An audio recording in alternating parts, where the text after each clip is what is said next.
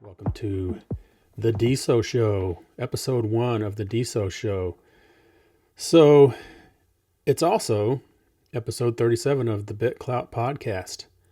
How can that be? So here's how it went. About 6 months ago, I started the BitClout Podcast to profile the rollout and growth of BitClout, and it's been quite a ride. It's been quite interesting coming from a time when BitClout was described as a scam, and still a lot of people think that. I've seen amazing changes along the way, lots of objections overcome by the dev team, diamond hands, and the dev team for this project. A decentralized social network based on a blockchain. Now, it threw me for a loop, so it's now DeSo.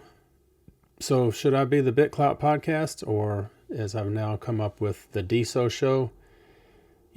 So we've been doing the BitClout Podcast 32, this is episode 37, so we just released episode 36 the other day, profiling all kinds of different users of the platform, leaders, artists, new influencers, old influencers, investors, the full gamut. And I've seen a lot of things come and go, lots of people come and go. I've had the pleasure of meeting a lot of these people in person. We had a great meetup in Miami for BitClout. And so here's the thing. What I woke up to about 3 days ago was this magazine article. BitClout creator launches decentralized social blockchain with $200 million in funding from A16Z and others. Had to read it like 3 times. And wow, man, I just was like, and it was early in the morning. I was only like 1 cup of coffee in. So anybody who knows me knows I gotta have at least 2.5 cups of coffee to start doing anything productive. So I sat there thinking about it and like, what the heck? BitClout is now rebranded as DeSo, short for decentralized social media.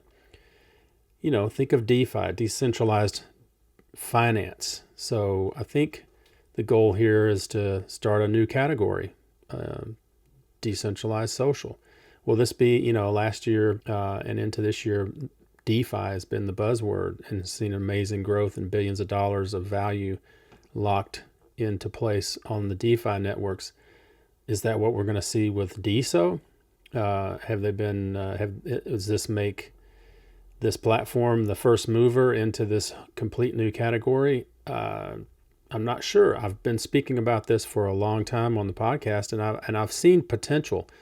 I think it's what got me charged up about this whole project is the potential of, just thinking ahead. Does it have the potential, this blockchain, to have the potential to be the rails for Web 3.0? And I termed it, and I think some people quoted me on the platform early on when I termed BitClout as Ethereum for social. And maybe I was right. Maybe few of us ever have an original thought. So I'm sure I'm not the first person who thought that, but it's one of the rare things anyone's quoted me on. So I'll take it. But we'll see if I'll take it next year or the year after, what's going to happen with this. So here we go. DeSo. I've put a lot of work into the BitClout podcast, and, that's not only work, it's an investment in money, branding, having some of my people working on SEO, all kinds of things. It adds up. We created a brand called Clout Bling, cloutbling.com, and we'll go ahead and say Clout Bling is the sponsor of this show because why not? Clout Bling's where you get all your gear, your BitClout branded and themed gear, but people want that. So here's the title of this show. Does farewell diamond hands mean so long BitClout? So this guy, Nader Al Naji, came out. Diamond hands has traditionally been the handle for the founder, leader of BitClout, trying to maintain some anonymity like Satoshi. And so this young man, former Google engineer, has been working on BitClout for years, a couple of years at least working on this idea. I got the attention of big money VC whales, and anyone who's looked into it should know, it's A16Z. That's Andreessen Horowitz, Chamath Palihapitiya from Social Capital. Let's see who else. I talked about this on the last thing we did. The guy who started Reddit, the guy who runs Shopify, Brian Armstrong in the Coinbase group. I think it's Coinbase Ventures. Lots of people. So just take a look here. So here we are. I keep forgetting I'm actually doing this on YouTube. So this is going to come out as a YouTube video first. Trying to pull that up right now. So let's see. We've got DeSo. Here's the website. DeSo.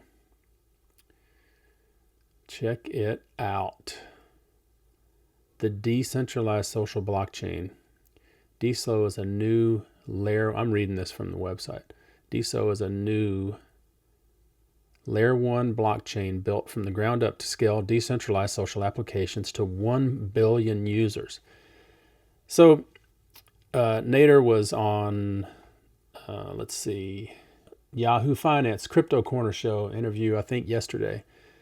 And he walked us through some of what that means. And so here's some of his words. It's built ground up to scale social, handling the storage and indexing requirements to build social applications. Indexing, we know, is important, obviously, in social, but storage, that's a huge deal. And there's always been the questions about how do we store, or how would the blockchain store all of the content? Over time, that started as storing images on, I can't remember what Imgur or something like that. It's a platform for sharing video or photo files, and so they were kind of leveraging that off-chain storage. And then with the onslaught or the unveiling of NFTs, where do those reside? And so so on-chain at a certain level of megabytes, you can place that image on-chain in what we hope will be for eternity, but there are limits to file sizes. And then using anyway, it's a sort of decentralized file sharing or file online file service, I suppose, but it's decentralized with the idea. Rweave, I think, is what it's called, so that can be handled off-chain as well, but have a sort of permanence to it. That's very important for NFTs. I still wonder if you're going to scale to 1 billion users, and let's say each user on average in the course of a year puts up a gigabyte worth of content, just on average. Some will do more, some will do less. Will there be limitations per account? I don't know. Will there, we've heard about possibility of streaming. There are a lot of unknowns, but nevertheless, what I'm worried about is, if it's decentralized, that implies people need to be able to run independent nodes, and those nodes need to provide consensus. Will there be separate validator nodes and separate nodes that are in place for just running a node? So like similar to Bitcoin, where there are, I'll use the equivalent of, validator nodes, the miners who are creating blocks. That's not the same as running a node. Like I can run a Bitcoin node in my house, which I do, and it's a simple affair. And we use a Raspberry Pi and had to get a decent SSD, solid state drive. And it was a 1 terabyte solid state drive. And currently the Bitcoin blockchain runs at about, let's say half a terabyte. It's about 500 gigabytes, roughly. It's in the upper fours, I think, 400s, I think, at this point. But the Bitcoin blockchain has, extreme limitations on block sizes and what is, signed into each block. I'll be interested to learn as we go, like what are the block sizes, how this will work with nodes, validator nodes. Still lots to come. So, I'm getting kind of technical on it, but, I think that's probably what is going to be called for with the DeSo Show. And I've enjoyed learning and doing crypto type podcasts in the past. So maybe, I just look, and I've been profiling BitClout as sort of a chosen project to chronicle. So I'm kind of excited to watch what DeSo will be. That begs the question of what do I do? I've got this BitClout podcast brand and name and reputation, but all right, so here's the thing. In listening to what Nader had to say on this Yahoo Finance show, opens a whole new category of blockchain disruption, namely social media blockchain. So, that's what I was referring to, like the equivalent of DeFi being a disruptor. Is DeSo, I think, is what he's trying to equivocate here. In an effort, and I'm paraphrasing, he wants to move away from ads. Move away from the ad-based program to money native features, allow creators to monetize way better with NFTs and social tipping, etc., not just celebrities. And there was, near the end of this interview, which is about 9 minutes long, it was the question really came to curation and moderation. And I did my best to kind of make some notes about that. I would have loved to have played it here, and you can find it.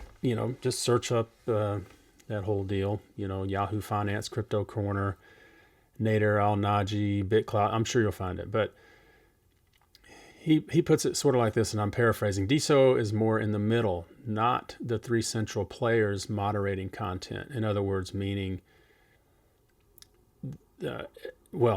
it's not total anarchy. So it's in the middle of total anarchy and the opposite side being three central players or so moderating content. I assume he means Twitter and Facebook and quite possibly YouTube. It really comes back to all the content being open, is what he says. It can have the best machine learning researchers in the world labeling the content for what is harmful, what is not. So this is where I've got a lot of questions.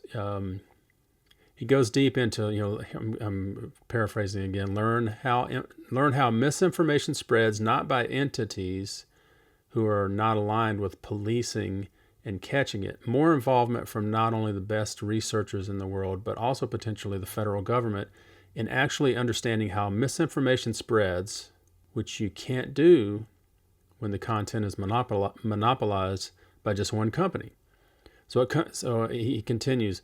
So it comes back to being in the middle. So apps like BitClout that expose it are still liable for the content they expose and could face federal litigation. So the same checks that keep the original internet from exposing vast amounts of harmful content from people govern DeSo. So in other words, looking at the, and I'll point out, he says the original internet, that struck me. But nevertheless, basically saying in today's world, we have a dark web, which is where all the illegal activity happens, and not most people can not or don't want to access that dark web, but it's still there. In my occasion, in my opinion, if DeSo becomes the rails for a new Web3 internet, then it's a similar situation. We could just call DeSo the new internet. Possibly, who knows? Is it big enough? Probably not. And so, very interesting concept, but it could be big enough to handle a big chunk of what happens on the internet, in my, thoughts. But he refers to, again, I'll start over. The same checks that keep the original internet from exposing vast amounts of harmful content from people govern DeSo. So it puts DeSo at the middle versus the very centralized situation that exists today, where it's basically just two companies. I don't know what to think about that. I get it, and I know he has to be diplomatic and he's doing, this was a press junket, he's on a press tour, so to speak, and he's just come out, he's just going public, and this is a very big stage with some of the biggest VCs in the world producing it, so, so to speak. And so he's got to be choosing his words wisely. This is a guy we're probably going to see at a Senate hearing in the next 5 years, maybe way sooner. Sitting there taking the heat from politicians who are only looking to make sound bites anyway. Anyone who's listened to my BitClout podcast knows that I'm a proponent of decentralized social media and, more importantly, free speech. My impression has always been, or hope has been, that the team at DeSo are looking for that as well.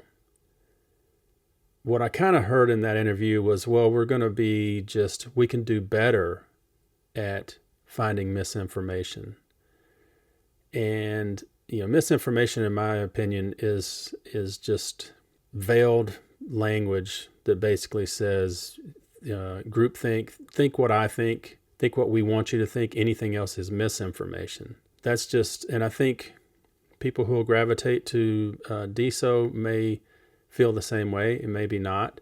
It'll be interesting to see how this really plays out. Does he really think that DeSo is just going to be a better version of Facebook that allows still centralized parties to moderate content? Or is it a decentralized web where anybody can show what they want to show? He makes a good point in the interview to point out that, you've got the full feed of the full fire hose of the DeSo blockchain, where people are providing content from all over the world, all walks of life, some good, some bad. And just like they do on the internet now, some good, some bad, some horrible. And that the people who propagate that throughout that show it and display it will become culpable for what's being shown. Similarly, with running nodes on the DeSo network, which anyone can run their own node, and I encourage anyone who's new to DeSo and BitClout to learn more and learn about how you can run a node. And so one of the ways, let's take a look at that website again. I'm going to pull it up here, running a node. And the running a node is just basically describing what you can do with a node. And early on when BitClout started, this was not disclosed. But within a month or so, probably less than 2 months, the code was released so that you could run a node. And people have been running BitClout nodes. And they run them as different styles of the interface. You've got FlickApp, you've got Clout Feed. Clout Feed is an app. FlickApp is an app. There's one more. There's a couple of. I keep wanting to say Polygram, but I think that is it. It's more of an NFT platform, still leveraging the fire hose of the DeSo network. Having to stop myself from saying the BitClout network because that's what it was last week or a few days ago. This information about running a node is kind of repurposed from the BitClout vision and paper that has been around for any of us following it for a long time, and indicates that if you're running your own node, you could have a feed for every country or language. Politics focused feeds, sports focused feeds, not safe for work feeds. BitClout.com doesn't prioritize NSFW content in its feed because its user base is too mainstream. The bias against NSFW content is even stronger with incumbent social media companies, yet there are so many talented adult influencers on DeSo with thousands of followers who are posting every day. It's about time they had their own feed dedicated to them. So you literally could have the Pornhub on DeSo, right? Or something worse. If who knows? There's any number of types of content. I've thought about, what would it be like to have different country, if I personally were wanting to run a node for each country so that each country as a community could have their own community-based node and have, in my opinion, what is, probably sorely needed. And that is for some countries where people are under a despotic ruler, that they have the ability to have somewhat anonymous but free speech, unmoderated. And I'm starting to feel like the people in the United States need that as well. But we all know it's even more harsh in so many other countries. If I ran a node, if I decided to run some nodes in other countries, then I'm having to go through all of the, or if I ran, let's say if I ran a node for Asia that was dedicated to Asia, and people from all over Asia could, share on this social node that I create leveraging the DeSo blockchain, then I become culpable to all of the laws in all of those distinct countries. And so, I'll think about, obviously Facebook, Twitter have an entire roster, huge rosters of attorneys that are just constantly trying to navigate all of the laws of different countries. I don't want to get into that stuff, but there will be people that will. But just know that they're going to have to make sure they're staying. They're either going to need to be in lockstep with, trying to be compliant with local regulations, or they go rogue and they're on the DeSo blockchain, which is decentralized, and they moderate how they want to with no regard for what the local politics or regulation may dictate.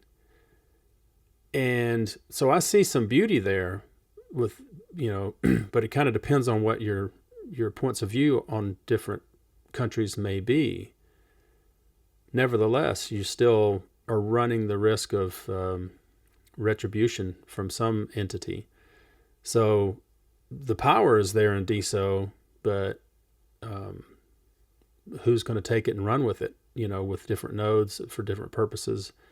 And so what I'm coming around to is, then I want to know, to what degree do Nader and his team have and will have the keys to the kingdom, the ability through super admin rights to still moderate users.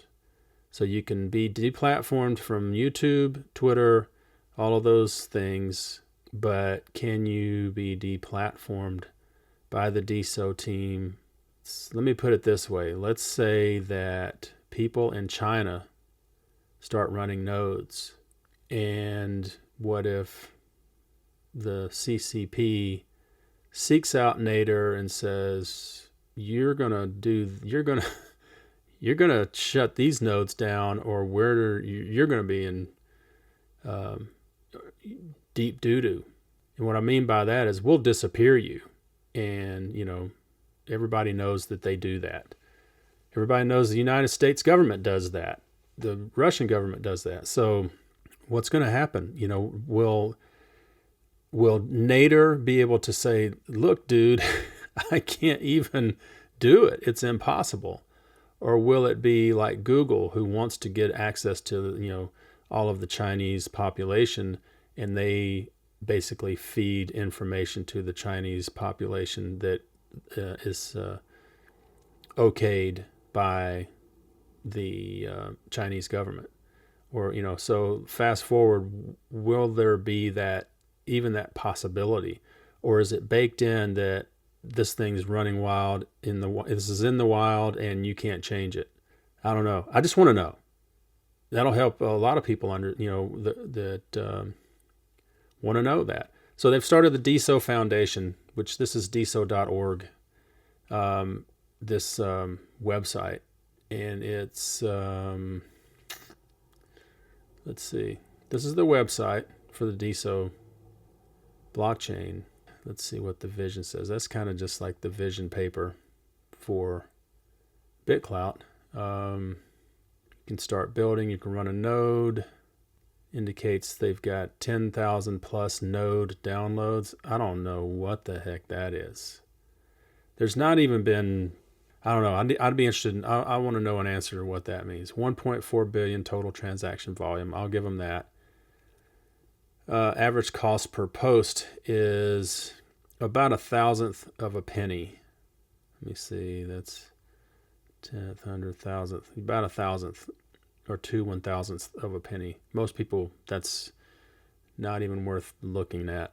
They won't even feel it. And I've said this before, when you run transactions on this blockchain, their fees are negligible. You don't notice them. They're so small.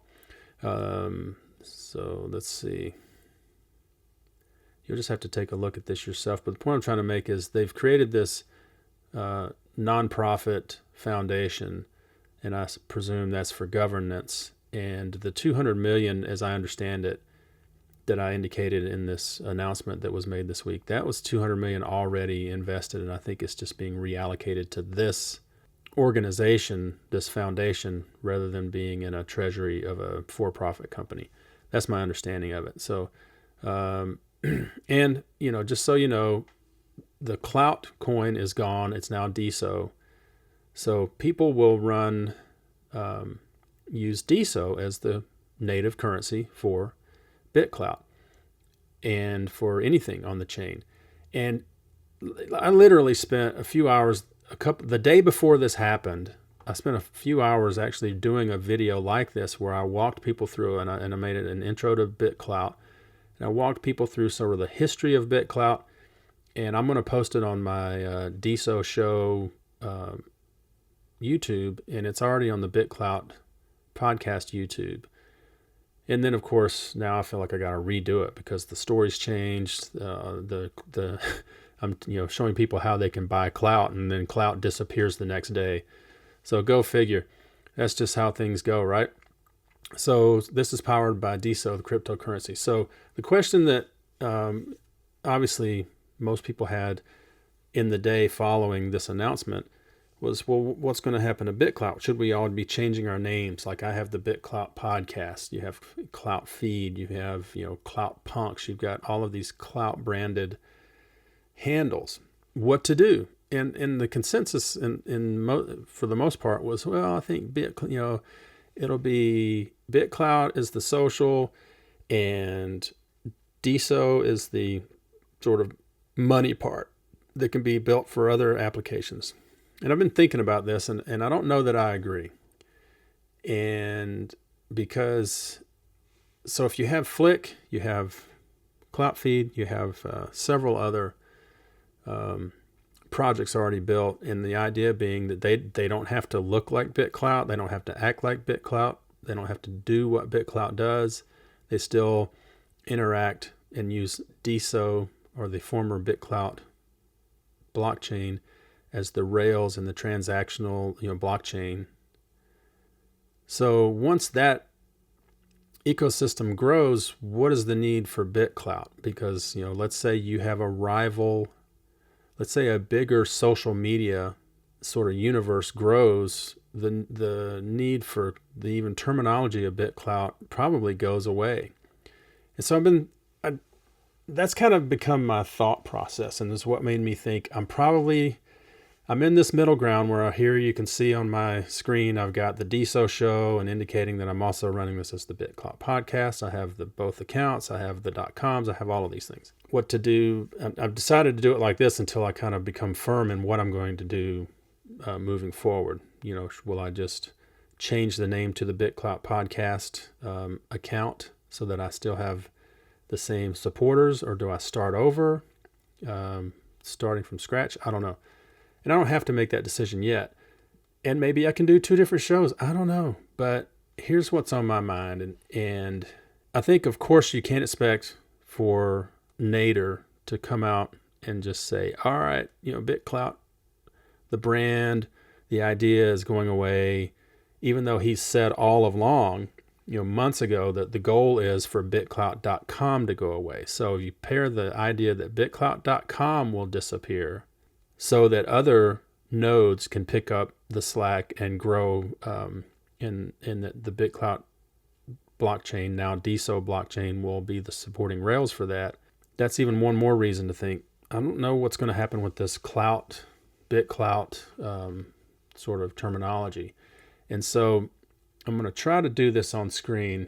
What I wanted to show you was when you go to start an account on BitClout.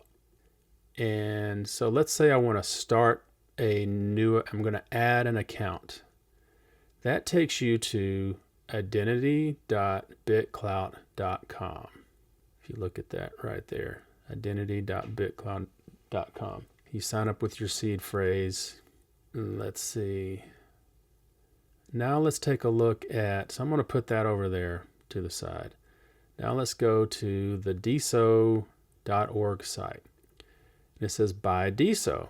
So I'm going to click on that button.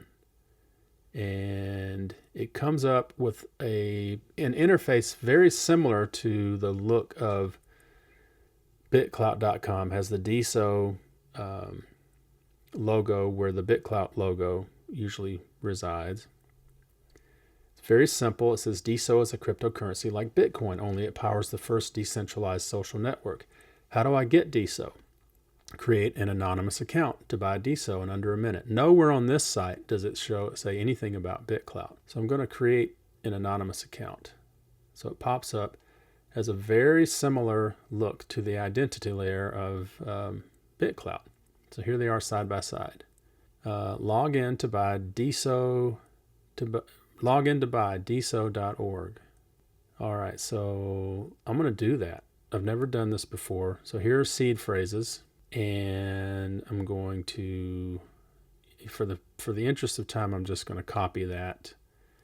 I'll print it as well, just to have in case I need that. I don't know why, because I might not blur this out in the video, but I'm going to just copy those in. Now I want to be clear, this is not how you normally do it. I don't recommend ever copying seed phrases, but for the interest of time, I'm just going to copy these words back in to create this account. I'll probably just leave this public seed phrases so that no one can ever do anything. Anybody could use it. All right.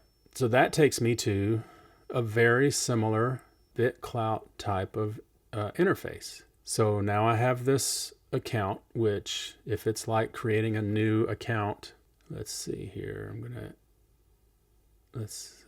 So I'm learning as I go here, folks. You can purchase up to 450 DeSo per week using USD. For larger purchases buy with Bitcoin. I'm going to click on that. That's very similar to how we start with using Bitcoin. You can buy with ETH now, buy with USD. All right, so those are all very much mirror image of what you would do joining BitClout. But this is just a wallet. All I can do is have DeSo, I can buy DeSo, and I can send DeSo. So essentially that's a wallet, which that wallet resides within the BitClout blockchain. What does that mean for us? I don't know. If you're coming to DeSo, you come to this website and, BitClout on its own is represented on this website as one of over 100 apps built on DeSo. BitClout is shown first, which is, appropriate. Next to Pulse, the Bloomberg for DeSo, Flick mobile clients for DeSo, Polygram is an NFT marketplace, BitHunt, it's like the app store for the DeSo ecosystem, Cloutpunk, pixel art NFTs, After Party, live events powered by DeSo, Supernovas, Cloud of Vista, which is like Google, blazing fast and advanced search engine. So you have, Bits Today for news, which I don't know how that's built on DeSo. It's just a news thing, and just it's a medium. That's a medium. I love Bits Today. Anybody who's listened to my podcast knows that I rely on these guys for intel, and we've interviewed some of them. They're awesome, but they're not building, as far as I can tell, on DeSo. But all of these others are actually leveraging the DeSo project. When you look at that in context, that sort of just really minimalizes the BitClout brand. It sits alongside other apps that do the same thing as BitClout, like Flick. There's CloutFeed. So you've got two apps that mimic BitClout, probably look better, So the BitClout is very obscured. It's very just sort of watered down with all the other things. And when you and these are, projects made by bootstrapping, industrious, amazing developers who see such potential and are putting time and money and energy into building on top of this.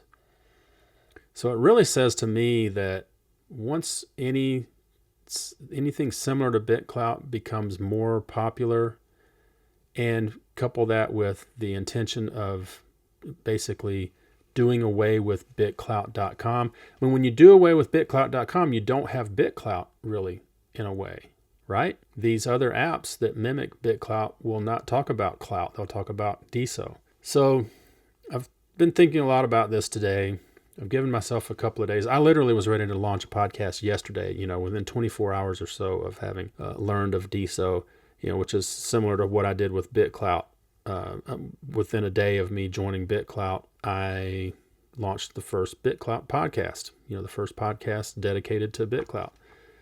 So I've dedicated a lot of energy to BitClout, but I'm thinking, this is just my guess, that I'm probably not going to be talking about BitClout much anymore. And I'm going to, I will probably do simulcast, so to speak. I'll put podcasts on both platforms for a week or two, see how things play out. But my suspicion is I'm going to be moving everything to DeSo. I think DeSo is going to be huge, and I'm pretty excited about it. I think it's probably a great move. I think it's a great move. I'll just say it.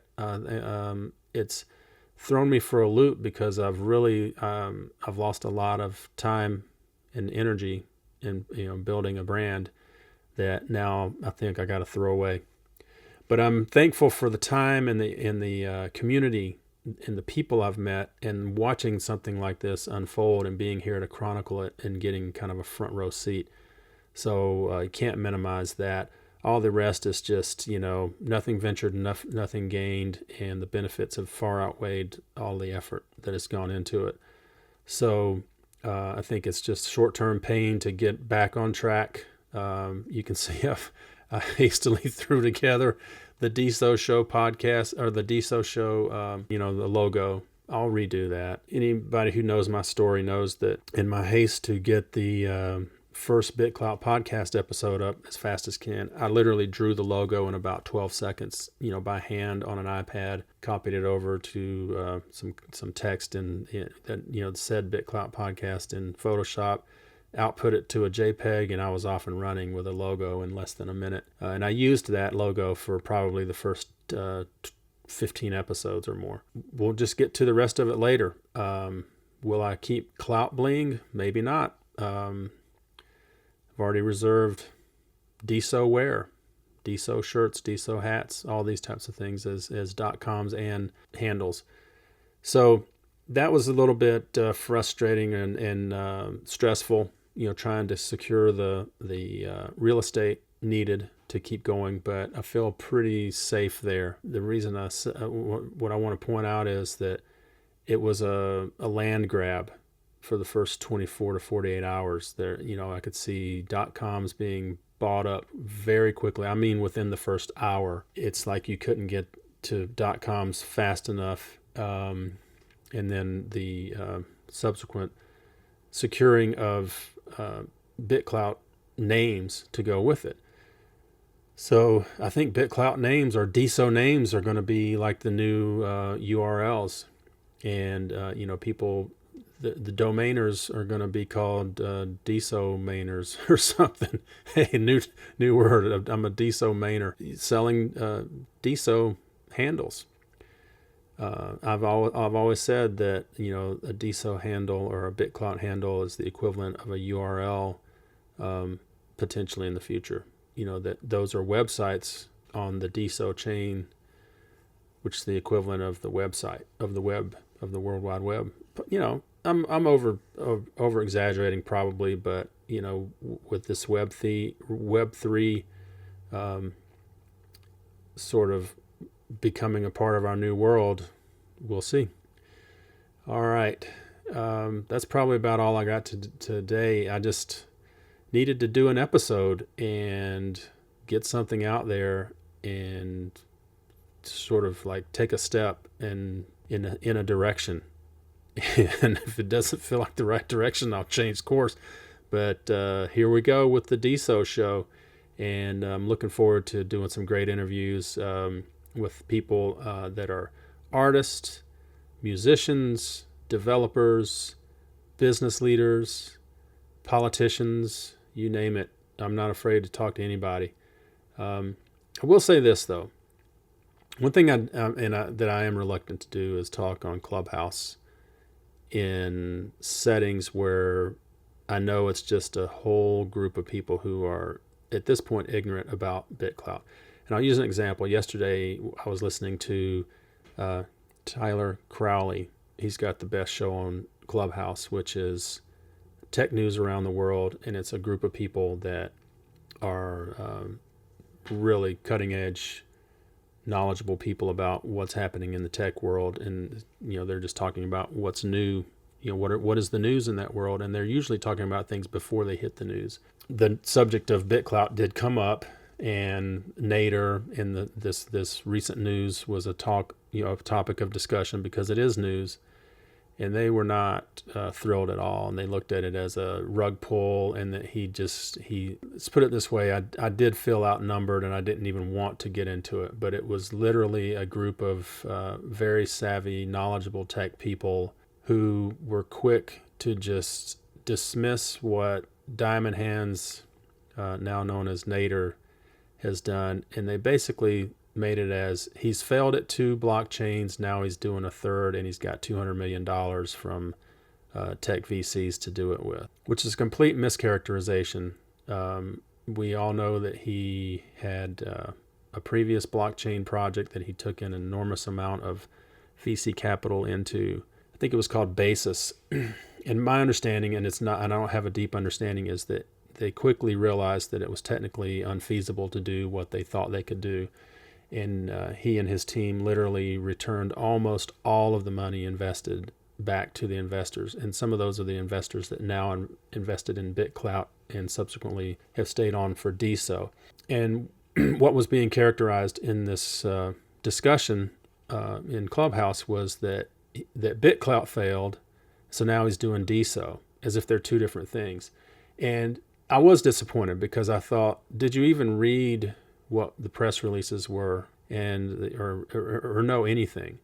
You basically just said, oh, well, BitClout's gone, that failed, and so now he's taking another $200 million from the same guys to do another one. I think that discounts those VCs and their financial savvy. I think they ought to know these guys are smart enough to not just throw another $200 million at something that failed within months. I was disappointed that they didn't bother to learn more. But you know what? I look at these things as you'll find out soon enough. Then it'll be an interesting discussion. And that's all with the assumption that DeSo moves forward and becomes something of, with a lot of gravity, which I want to point out something that I always do with somewhat of a tongue-in-cheek but in-your-face way of saying this is not financial advice. Do your own research. It's been on the bottom of the screen the whole time. This is for entertainment only. Buying and selling crypto assets and tokens is super risky. Plan to lose all your money. And I say that in all of my shows. Don't be a dummy. Do your own research. I can't take responsibility for any decisions you make. Yeah, about that discussion, it's just like, wow, you didn't even bother learning. And so people are still parroting the narrative and arguments that were placed at the very beginning of BitClout. And again, I think Diamond Hands and Nader and team have overcome almost all of those objections. Some of the more recent objections had to do with where did the money come from, how was it distributed, all of those types of things. That has all been disclosed in the form of a document online, and it indicates how that, I think, you can go to the Block Explorer. Oh, this is different. Welcome to the DeSo Block Explorer. This was a Bitcoin Block Explorer when I looked at it earlier today. Interesting. Basically, what I saw was it's a Google sheet with all of the transactions on, indicating how many coins and what the burn rate. I don't really understand it, quite honestly, but allegedly that's there to show some transparency. So the transparency part has been, now we know who the team is for sure. They've come out in public. They've provided one of the big confusion, or the big scam alerts was there's no off ramp. Well, that was mitigated months ago. All of these things have happened. Kind of like it's kind of like Bitcoin. People are still calling Bitcoin a scam and a Ponzi. Less and less so, but 2-3 years ago it was a lot. And Bitcoin's had a 11 or 12 year history already to overcome that. And BitClout, people are going to be looking at, DeSo people will be looking at sideways for a long time. And at the same time, I do know that it's been easy to transact, creator coins. The blockchain has worked very quickly. It's been, a pretty much a lightning fast transaction speed. Now, it wasn't always the case. And it's also been, I guess what I'm trying to say is it's going to probably be more transparent, or not transparent. No, behind the scenes is what I mean. Like, you'll use it without knowing it, I think might be the case, except for the fact that you'll use the native currency. So the native currency is what ties it all together. And I've said this all along, and I've been suspicious all along about a couple of things. One is, Coinbase being so involved. And one thing that's really stuck with me for a while is, I can't remember his name, but he's the president or CEO or whatever of Shopify. And I think there's one other sort of major player that I've seen a similar sort of engagement with BitClout. So this guy is on the platform. He's actually used it. I think he's an investor.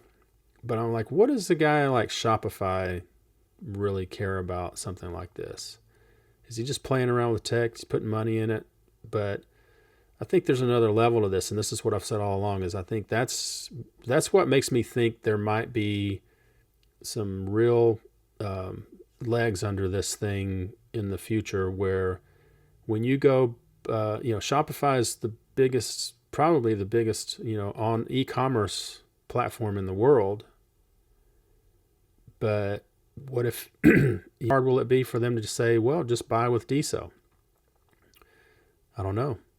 But I think it's coming. I think it's coming within the year. I think you'll be seeing buy with DeSo on Shopify, and I think you'll see Shopify integrations on the DeSo blockchain. That'll be interesting, and other integrations. And then maybe I'll have the guts to speak up in Tyler Crowley's room. But right now, I just try to lay low. And but yeah, all right, guys, I can't really say much more. And I'm really glad you kind of heard me out, and just know this is what I hope is the historic first DeSo show. All right. Hope you have fun.